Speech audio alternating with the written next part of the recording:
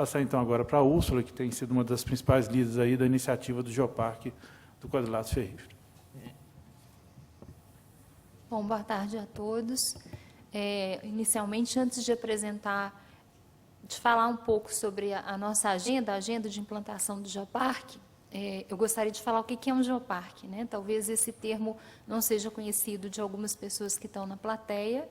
O Geoparque é um programa bem recente da Unesco, é um novo programa de conservação e de reconhecimento do patrimônio, especificamente do patrimônio geológico, e ele surgiu no final da década de 90, início de 2000, com experiências principalmente europeias, né? A Unesco, para reconhecer uma área como geoparque, essa área ela tem que ter algumas características. Então, ela precisa ter um território bem definido, e essa definição é feita pelos seus aspectos geológicos, né? A geologia que define a região como geoparque, mas ela não é suficiente para definir o geoparque.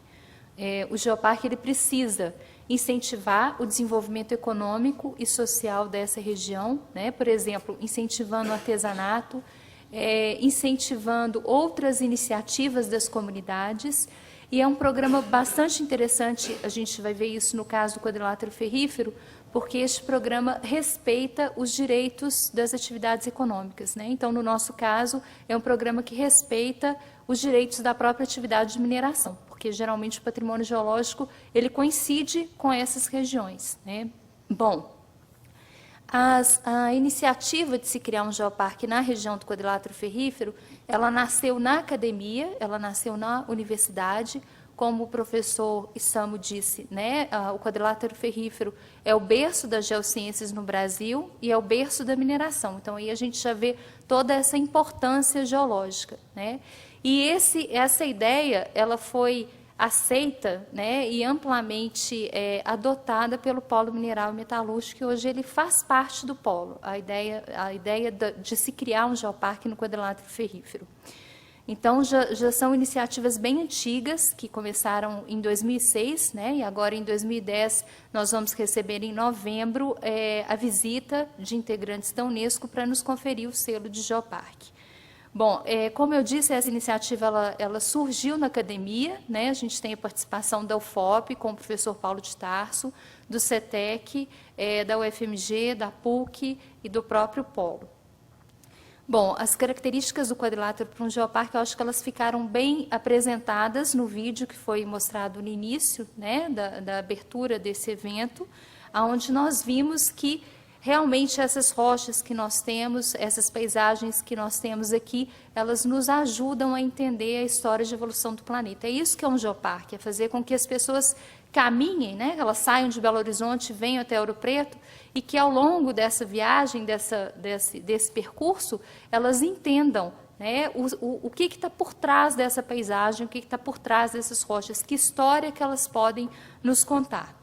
Então, o geoparque está pautado nesses princípios, no desenvolvimento social, na educação patrimonial, no desenvolvimento do turismo e no próprio respeito às atividades econômicas, como eu havia dito. Por isso, o Polo, né, e os integrantes e os pesquisadores do geoparque estão entendendo o geoparque como uma vitrine de sustentabilidade da mineração.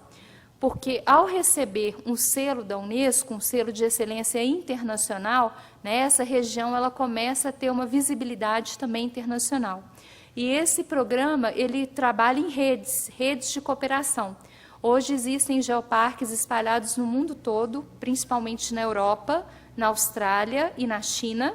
Então, né, se a gente considerar essa própria parceria que nós já temos com a China e com a Austrália na questão da mineração, um geoparque para essa região é uma coisa extremamente interessante.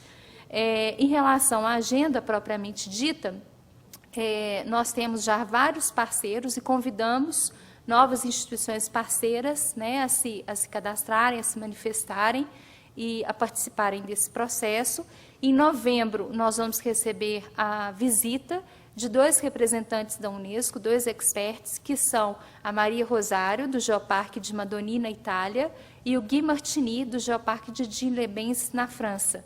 Então, são 2 geoparques que já estão bem estruturados Eles vão passar uma semana conosco, visitando a região, né, e os sítios e os patrimônios que nós elencamos dentro do dossiê de candidatura, que foi enviado pelo Itamaraty em dezembro de 2009. Bom, então é isso, né? Agradeço a todos a atenção.